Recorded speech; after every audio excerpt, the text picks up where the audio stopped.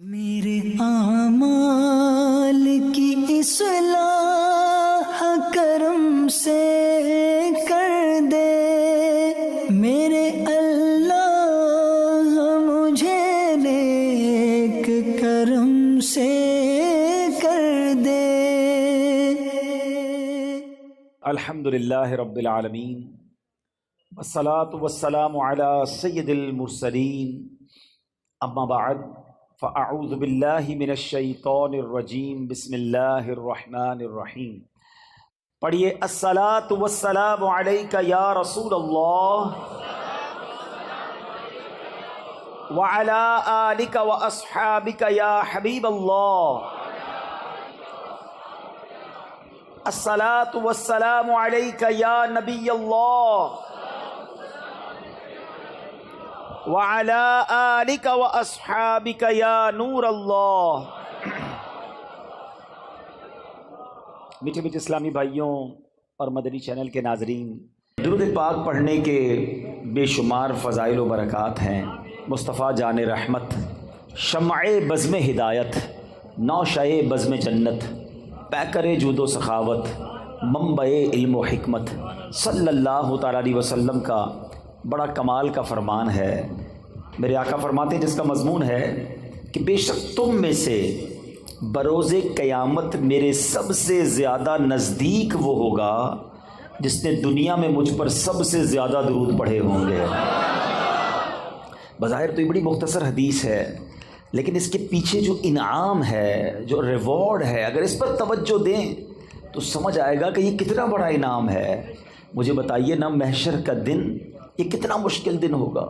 سورج سوا میل پر ہوگا، زمین تانبے کی ہوگی، پل صراط سے گزرنا ہوگا، نامہ اعمال کھلنے ہوں گے، اعمال تولے جائیں گے، کتنی ڈیفیکلٹیز، کتنی مشکلیں ہوں گی، مگر وہ کون ہوگا جو اس دن ان تمام مشکلوں میں بھی ہماری مدد فرمائیں گے؟ وہ کوئی اور نہیں ہے۔ بریلی کے تاجدار لکھتے ہیں نا کہ سنتے ہیں کہ محشر میں صرف ان کی رسائی ہے، اور کوئی نہیں ہے ان کے سوا۔ سنتے ہیں کہ محشر میں صرف ان کی رسائی ہے، گر ان کی رسائی ہے لو جب تو بنائی ہے۔ اب ذرا غور کریں، جو لوگ حج پہ گئے ہیں وہ میری بات ذرا جلدی سمجھ جائیں گے۔ عرفات کے میدان میں کتنی پبلک ہوتی ہے؟ 25-30 لاکھ، 40 لاکھ۔ لیکن جو حج پر جاتے ہیں انہیں لگتا ہے کہ 25-30 لاکھ کہتے کس کو ہیں؟ اور تواڑی پنجابی میں کہتے ہیں لگ پتا جاتا ہے کہ عوام کہندے کس کو ہیں۔ اتنی پبلک، جدھر دیکھو سر ہی سر، ادھر جو ایک بار بندہ کھو جائے دوبارہ نہیں مل سکتا۔ 25-30-40 لاکھ لوگوں کا یہ عالم ہے، تو محشر میں کتنے لوگ ہوں گے؟ 8 ارب کے قریب تو اس وقت دنیا میں بندے ہیں، ٹھیک ہے؟ 7 ارب 90 کروڑ کے قریب تو دنیا کی آبادی پہنچ گئی ہے، تھوڑے دنوں میں یہ 8 ارب ہو جانی ہے۔ 8 ارب ابھی ہیں۔ حضرت آدم علیہ السلام سے لے کر صبح قیامت تک جتنے لوگ اس دنیا میں آئیں گے سب اس میدان میں موجود ہوں گے۔ رش کتنا ہوگا، ہجوم کتنا ہوگا۔ اچھا، اس میں جتنے مسلمان ہیں سب چاہتے ہیں کہ نبی پاک کے قریب ہو جائیں۔ ابھی اس ہال میں 1000-1500 شاید لوگ ہوں گے، کافی لوگ چاہ رہے ہیں آگے آنا، سب شاید مجھ سے مل بھی نہ پائیں۔ ایک بندے سے 1000 آدمی ملنے کی کوشش کرے تو مشکل ہو جاتی ہے۔ اربوں خربوں لوگ اگر نبی پاک کے قریب ہونا چاہیں تو کیسے ہو سکیں گے؟ اس کا مطلب قریب وہی ہو سکے گا جس کو آقا بلائیں گے۔ اب کس کو بلایا ہے سوچ لو۔ آقا فرماتے تم میں سے میرے قریب وہ ہوگا جس نے دنیا میں زیادہ درود پڑھے ہوں گے۔ اب درود پڑھنا تو قیامت کے دن نبی پاک کے قرب کا ذریعہ ہو گیا۔ اتنے رش کے اندر میں کیسے قریب پہنچوں گا؟ اللہ اکبر۔ اور جب قریب پہنچ گئے نا تو پتہ پھر مسئلہ کیا ہونا ہے، آسانی کیسے ہو جائے گی۔ بہت پیاس لگے گی، سنا ہے محشر کے دن، مگر اعلیٰ حضرت کہتے ہیں ٹھنڈا ٹھنڈا، میٹھا میٹھا، پیتے ہم ہیں پلاتے یہ، اپنی بنی ہم آپ بگاڑیں، کون بنائے بناتے یہ ہیں۔ ارے جب باپ بھی نہیں پوچھے گا، وہ باپ جو آج بچوں کے لیے ڈبل ڈیوٹی کرتا ہے، مگر قیامت کے دن ایسے نفسا نفسی کا عالم ہوگا کہ نہ باپ پوچھے گا نہ ماں کام آئے گی۔ سنو میرے آقا اس دن کیا کریں گے؟ ماں جب اکلوتے کو چھوڑے آ آ کہہ کے بلاتے یہ ہیں، باپ جہاں بیٹے سے بھاگے لطف یعنی کرم وہاں فرماتے یہ ہیں۔ اللہ اکبر، اس سے سیکھنے کو یہ مل رہا ہے کہ اگر محشر کے دن کی سختیوں سے بچنا ہے، ڈیفیکلٹیز سے بچنا ہے، تو آقا کے قریب جانا ہے، اور آقا کے قریب جانا ہے تو درود پاک کثرت سے پڑھنا ہے۔ تو آج سارے اسلامی بھائی نیت کریں، اتنا سارا ٹائم ہم موبائل فون کے ساتھ گزارتے ہیں، گھنٹوں گزر جاتے ہیں سوشل میڈیا پر فالتو میں، لیکن درود نہیں پڑھتے، ذکر نہیں کرتے، تلاوت نہیں کرتے۔ یہ زندگی بیکار نہ گزاریے، پلیز اپنی زندگی کو قیمتی سمجھیے۔ ایک ایک سانس یہ اللہ کی نعمت ہے، جتنا ہو سکے عبادت میں، ذکر و درود میں، نیکی کے کاموں میں صرف کریں۔ آئیے مل کر محبت کے ساتھ بآواز بلند درود پاک پڑھ لیں۔ صلو علی الحبیب صلی اللہ تعالی علی محمد صلی اللہ علیہ وسلم۔ آج میں مختصراً ایک ایسا واقعہ آپ کو میں نے سنانا ہے کہ جو قرآنی واقعہ ہے، اللہ کے نبی کا واقعہ ہے۔ اس واقعے کو سنانے کے میرے دو مقصد ہیں۔ ایک تو قرآن کا واقعہ سنیں گے، اس واقعے میں جو میسج ہے وہ ہم لینے کی کوشش کریں گے، اور دوسرا مقصد یہ ہے کہ یہ واقعات تو ہمیں پتہ ہونے چاہیے تھے۔ اللہ کے کلام میں یہ واقعات موجود ہیں، مگر بہت بڑی تعداد ہے جو قرآن سے دور زندگی گزار رہی ہے۔ ہمیں شاید دنیا کی بہت ساری معلومات ہے، لیکن مسلمان ہونے کے باوجود قرآن کے بارے میں معلومات نہیں ہوتی ہے۔ نہ قرآن پورا تجوید سے پڑھا ہوتا ہے، نہ ترجمہ پڑھا ہوتا ہے، نہ تفسیر پڑھی ہوتی ہے۔ مجھے ایک بات بتائیں، پہلے صبح اٹھتے تھے نا لوگ، ہیں اللہ رسول کا نام لیتے تھے، اچھا پہلے پھر اس کے بعد اخبار پڑھتے تھے، اب اٹھتے ہی فون اٹھاتے ہیں، پہلا کام، اور یہ دیکھتے ہیں کس کس کا میسج آیا ہے۔ جب تک ہمارے واٹس ایپ میسیجز، ہمارے جو بھی ہمیں پیغامات آئے ہم سنتے نہیں، ہمیں چین نہیں آتا، کوئی اہم بات رہ نہ جائے۔ مجھے ایک بات بتاؤ، تمہارے دوست کا، تمہارے کاروباری ساتھی کا پیغام مس نہ ہو جائے، اس بات کا خیال ہے؟ اتنی عمر ہو گئی، اللہ کا پیغام قرآن تمہارے پاس آیا ہوا ہے، وہ پڑھ لیا، جان لیا رب نے کیا فرمایا ہے، اللہ نے ہمارے لیے کیا پیغام دیا ہے؟ کبھی سوچا آپ نے؟ قرآن تو ویسے ہی اللہ کا پیغام ہے، مگر خاص طور پر 89 آیتیں وہ ہیں جس میں اللہ نے براہ راست ڈائریکٹلی مجھ سے اور آپ سے بات کی ہے، اور کیا فرمایا؟ یا ایھا الذین آمنو، اے ایمان والو، اے ایمان والو۔ ہم ایمان والے ہیں نا، ہم سے بات ہوئی ہے، کیا ہم نے وہ 90 کے قریب آیتیں پڑھ لی؟ یہ اللہ نے کیا فرمایا، مجھ سے کیا بات کی ہے؟ میری فیملی کا، میرے دوستوں کا، میرے بزنس کولیگز کا پیغام ڈسٹرب نہ ہو، اس کا خیال ہے۔ اللہ نے قرآن میں ہمیں پیغام دیا ہوا ہے، ہمارے پاس ٹائم ہی نہیں ہے۔ مرنے کے بعد کیا ہم یہ جواب دے سکیں گے کہ یا اللہ ٹائم نہیں تھا اس لیے قرآن نہیں پڑھ سکا؟ خدا را قرآن سے دور نہ رہیں، پڑھیں قرآن کو، اتنا کچھ موجود ہے۔ اور حدیث پاک کا مضمون ہے وہ دل ویران ہے جس میں کچھ قرآن نہیں ہے۔ سوچو کہ ہمارے دل میں کتنا قرآن ہے، ہم کتنا قرآن پڑھتے ہیں۔ اب میں قرآن کا واقعہ سناتا ہوں۔ ایک مقصد یہ ہے کہ قرآن سے محبت بڑھے، قرآن پڑھنے کا ذہن بنے۔ قرآن سے دور رہ کر زندگی اچھی نہیں ہے۔ یہ قرآن، وہ دیکھیں نا، ہمارے موبائل میں بہت سارے سافٹ ویئرز ہوتے ہیں اور روز کئی بار کھولتے ہیں، مگر جس دن میں اور آپ قبر میں جائیں گے نا، ہمارے سارے سافٹ ویئر آف لائن ہو جائیں گے۔ بلکہ کچھ دوست کہیں گے یار کئی دن ہو گئے آن لائن نہیں ہوا، اور بعد میں پتہ چلے گا یہ بندہ تو خود ہی آف لائن ہو گیا ہے، خود ہی دنیا سے چلا گیا ہے۔ اس کا مطلب یہ ہوا کہ قبر میں جا کر سارے سافٹ ویئر آف لائن ہو جائیں گے، مگر جس نے قرآن کو تھاما ہوگا یہ قبر میں بھی آن لائن رہے گا، یہ قبر میں بھی تمہارے ساتھ جائے گا، قبر کا نور بنے گا۔ تو کیوں نہ روز کچھ نہ کچھ قرآن پڑھا جائے۔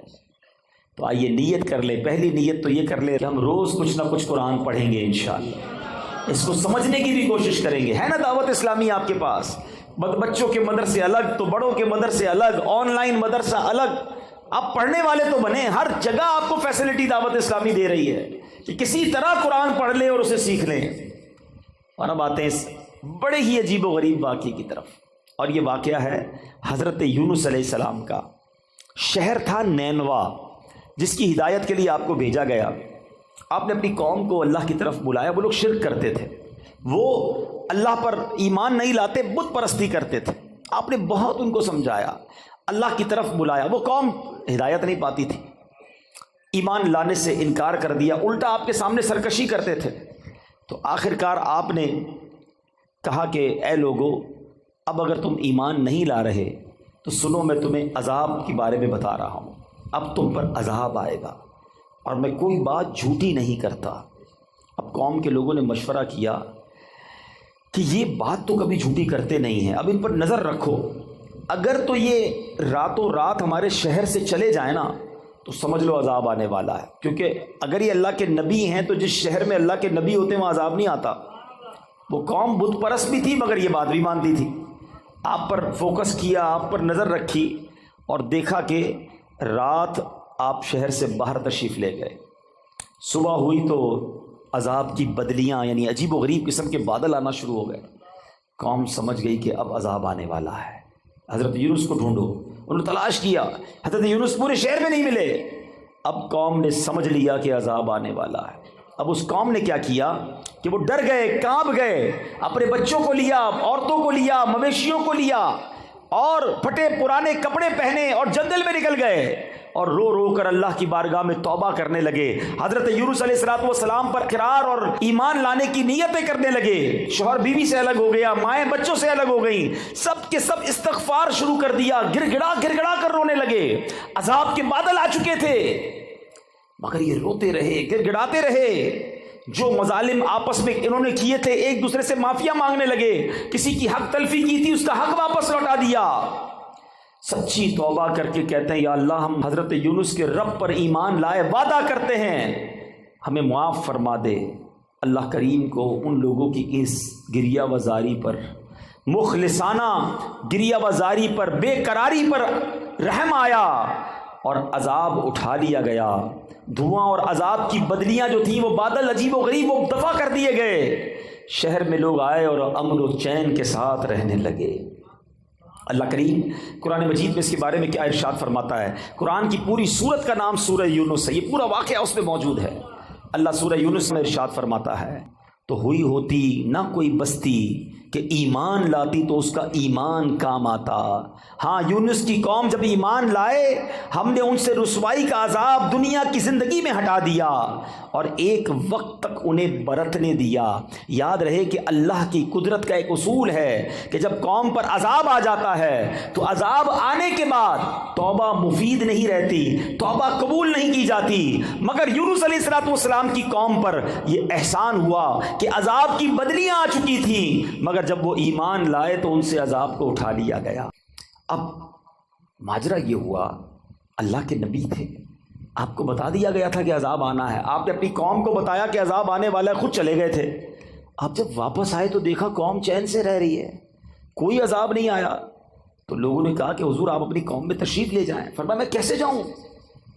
اب میں قوم میں جاؤں گا، یہ لوگ تو مجھے جھوٹا سمجھیں گے اور مجھے قتل کر دیں گے، میں تو ان کو کہہ کر آیا تھا عذاب آئے گا۔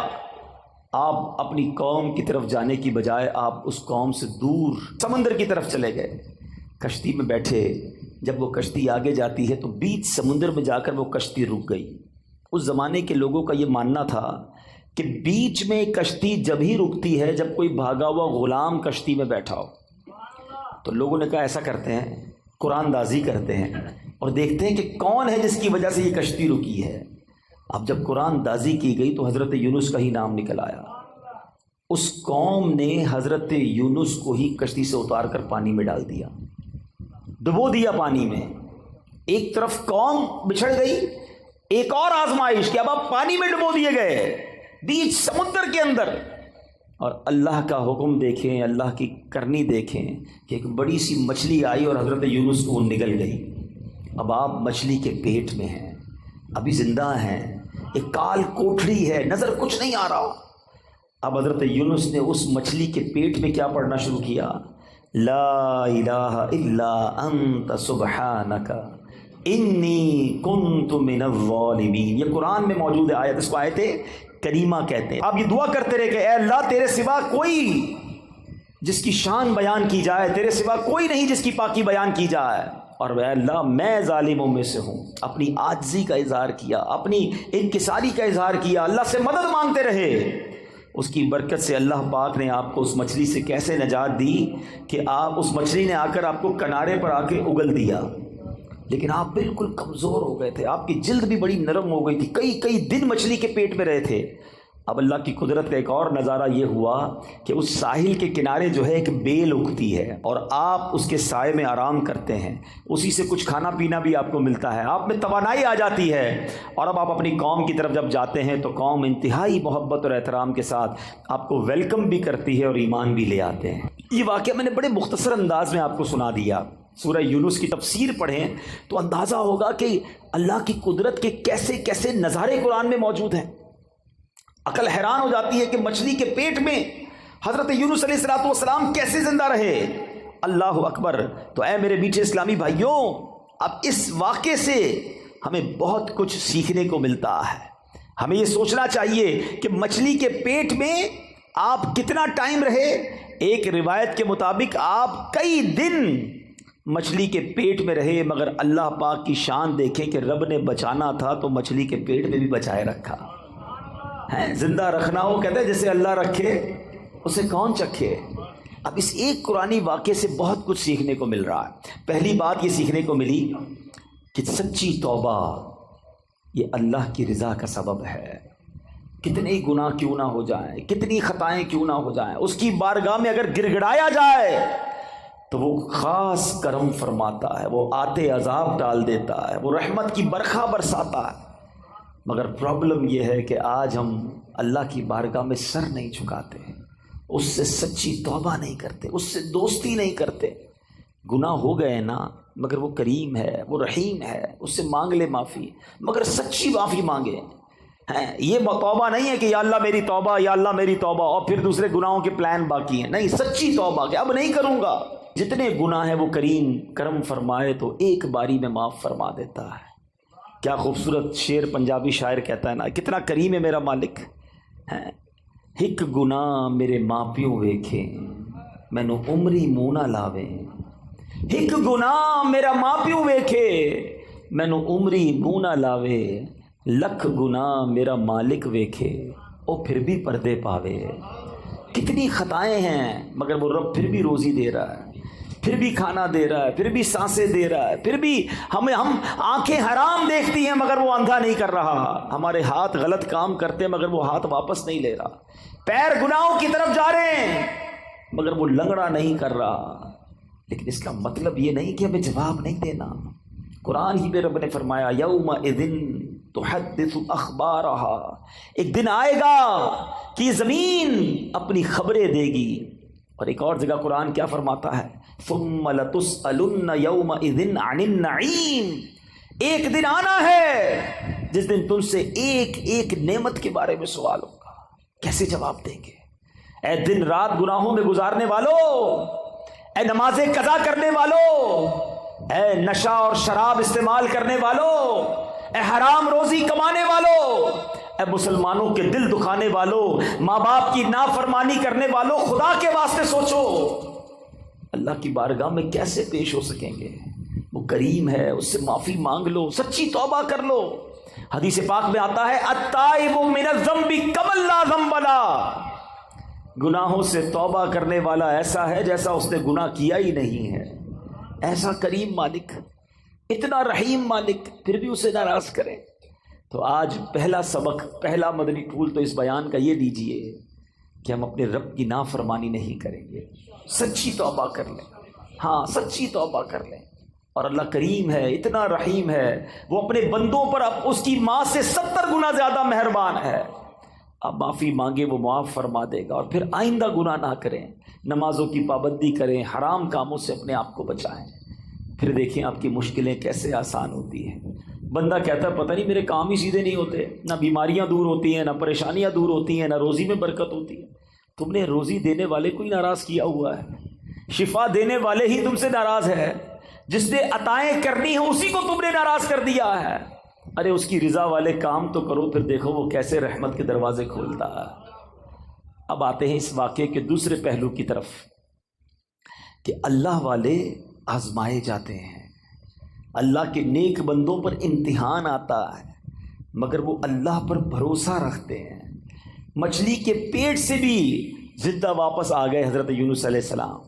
تو اگر آپ بھی کسی مشکل میں ہیں نا، پریشانی میں ہے تو ہمت نہ ہاریں، اللہ پر بھروسہ رکھیں۔ پرابلم یہ کہ ہمارا رب پر بھروسہ ہی ختم ہو گیا، سب پر بھروسہ ہے، رب پر بھروسہ نہیں ہے۔ باقی دنیا والوں کی بات مانتے ہیں، یار فلاں منسٹر تو فلاں پیسے والا، فلاں عہدے دار رابطے میں ہوگا تو مسئلہ حل ہو جائے گا۔ نہیں میرے پیچھے اسلامی بھائیوں، جس کے ساتھ رب کی رحمت ہوگی اس کے سارے مسئلے حل ہو جانے ہیں۔ ان اللہ مع الصابرین، اللہ قرآن میں فرماتا ہے نا، اللہ صبر والوں کے ساتھ ہے۔ تو صبر کر لو، اللہ کی رحمت ساتھ ہو جانی ہے نا، تو اللہ پر بھروسہ کریں۔ پرابلم یہ ہے کہ آج اللہ پر بھروسہ نہیں رہا۔ بعض اوقات تو ایسے جملے لوگ کہہ دیتے ہیں کہ وہ کفریہ کلمات کی طرف چلے جاتے ہیں۔ یقین جانیں اللہ کریم ہے، وہ رحیم ہے، وہ واقعی ہمارے لیے بہترین فیصلہ کرنے والا ہے، لیکن ہم بعض اوقات اس معاملے میں غلطی کر جاتے ہیں۔ ایسا نہ کریں۔ بزرگان دین اپنے بچوں کو توکل کا درس کیسے دیتے تھے؟ ایک بزرگ کے بارے میں آتا ہے، ان کا نام ہے احمد بن حرب رحمۃ اللہ تعالی علیہ۔ آپ نے ایک بار اپنے بچے کو یہ ٹریننگ دی کہ بیٹا جب بھی کھانا کھانا ہونا تو یہ گھر میں بڑی سی محراب ہے، ادھر جا کر دعا کرنا کہ یا اللہ مجھے کھانا دے دے، تو پھر روز یہاں سے کھانا مل جائے گا۔ اور اپنی زوجہ سے کہا کہ ایسا کرو کہ روزانہ بچہ جب دعا کرے تو محراب میں پیچھے سے کھانا رکھ دینا، تاکہ بچے کی بچپن سے ٹریننگ ہو کہ اللہ سے مانگنا ہے، اللہ پر بھروسہ رکھنا ہے، روزی دینے والے جو ہے وہ رب ہے۔ ایسے ہی ہونے لگا، وہ بچہ دعا کرتا، ان کی زوجہ کھانا رکھ دیتی، وہ بچہ کھانا کھا لیتا۔ ایک دن کیا ہوا کہ ان کی زوجہ کہیں کام میں مصروف ہو گئی اور لیٹ ہو گئی، کھانے کا وقت ہو گیا، دوڑتی بھی گئیں تو دیکھا بچہ اس محراب کے پاس بیٹھا اور کھانا کھا رہا ہے۔ کہا بیٹے کھانا کہاں سے آیا ہے؟ کہا جہاں سے روز آتا ہے، اللہ روز دیتا ہے، آج بھی اللہ نے دیا ہے۔ اب وہ واپس آئیں اپنے شوہر کے پاس کہ حضور یہ تو کمال ہو گیا، میں نے تو کھانا نہیں رکھا۔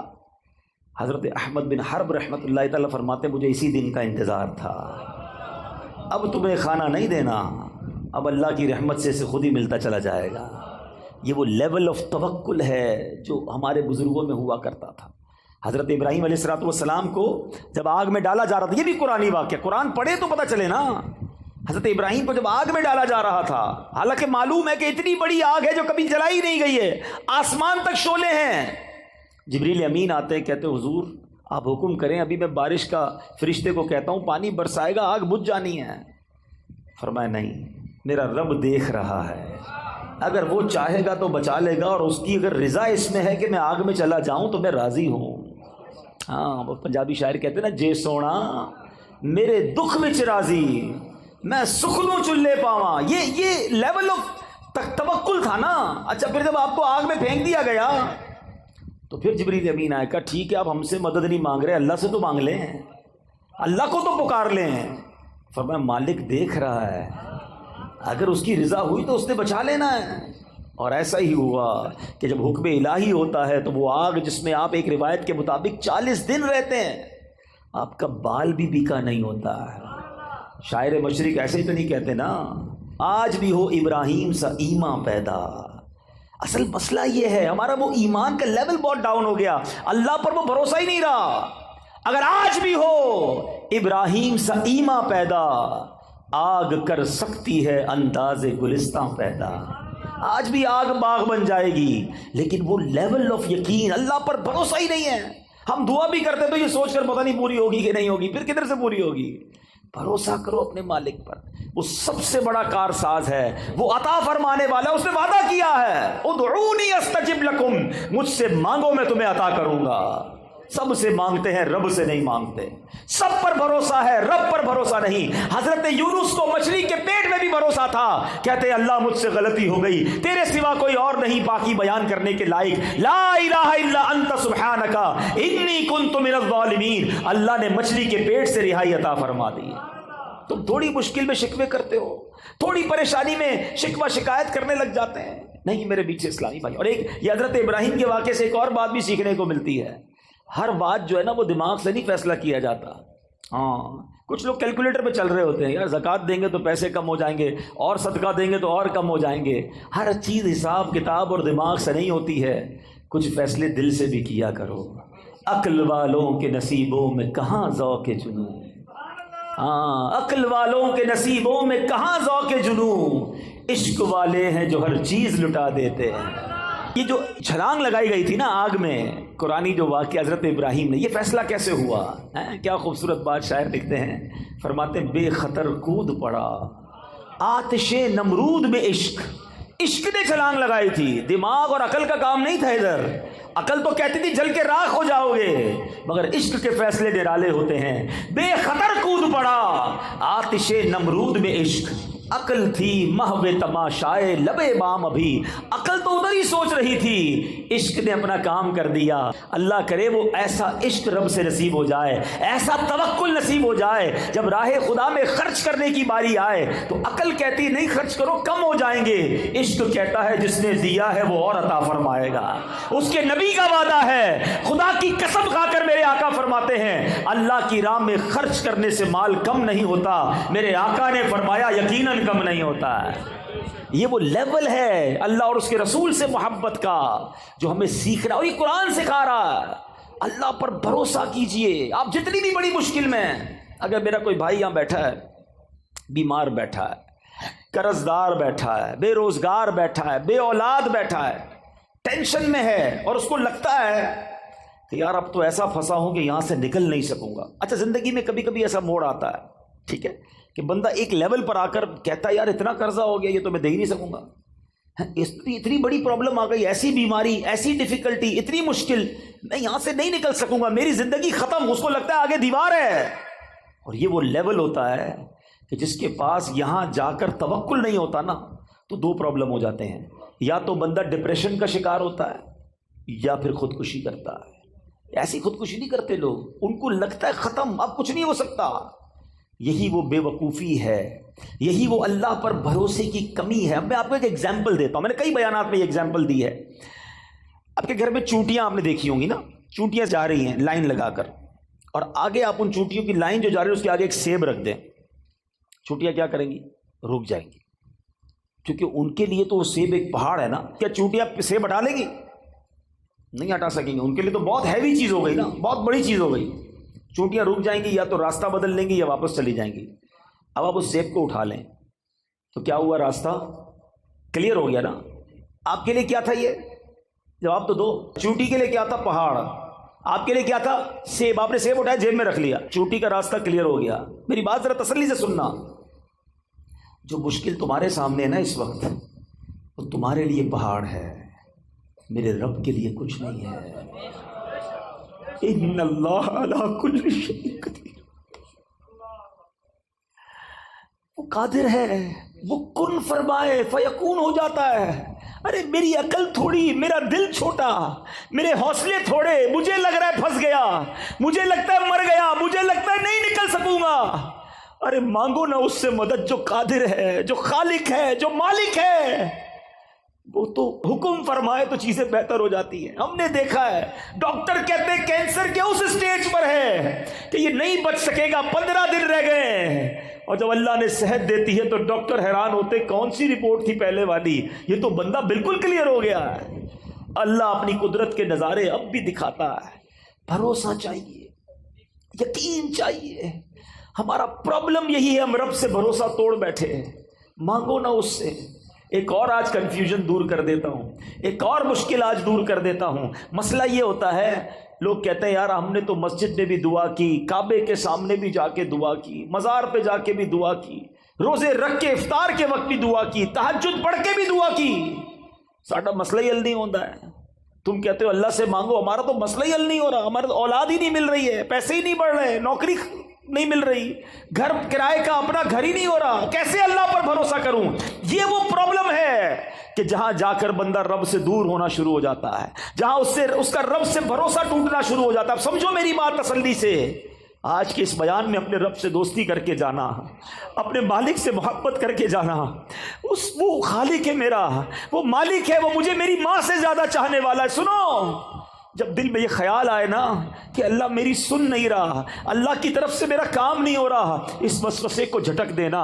اب میں ایک اور ایگزامپل کے ذریعے آپ کو سمجھاتا ہوں۔ آپ کا چھوٹا بیٹا ہو، آپ کا چھوٹا بھائی ہو، اور وہ آپ کے سامنے بخار میں آئے، گلا اس کا خراب ہو، اور وہ رونے لگے کہ بابا جان مجھے آئس کریم کھانی ہے، ٹھنڈا شربت پینا ہے، بتاؤ آپ کھلاؤ گے اسے آئس کریم؟ ہیں شربت پلاؤ گے؟ وہ رو رہا ہے آپ کے سامنے، گر گڑا رہا ہے. اب آپ کا ایک دوست ساتھ بیٹھا ہے، کہتا ہے یار کیسے باپ ہو یار، بچہ رو رہا ہے، کھلا دو آئس کریم، کیوں نہیں پلا رہے شربت؟ باپ جواب کیا دو گے؟